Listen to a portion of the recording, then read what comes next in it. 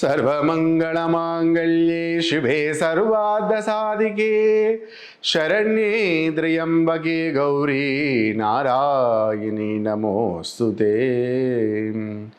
ऐं ह्रीं श्रीं ललिता महात्रिपुरसुन्दरी नमो नमः।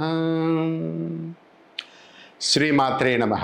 మానస సరోవర యాత్రల్లో మొట్టమొదటిగా మనం అష్టాదశ శక్తిపీఠాలు మనకు తెలిసినవే.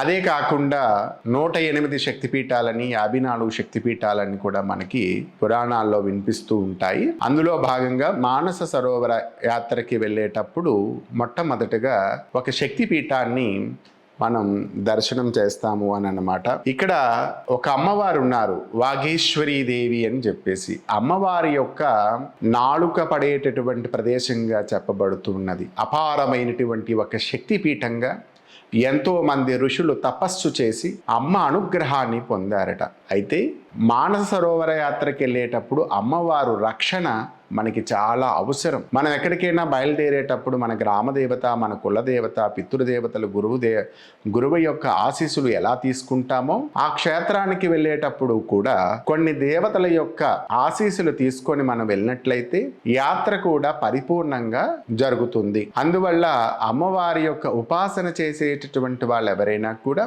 ఆ అమ్మవారిని దర్శించి సకల శుభాలను ఐశ్వర్యాలను అనుగ్రహించే ఆ జగన్మాత యొక్క కృపా కటాక్షములు మీ అందరికీ ఉండాలని కోరుకుంటూ మీ స్వామీజీ శ్యామలానందనాథ.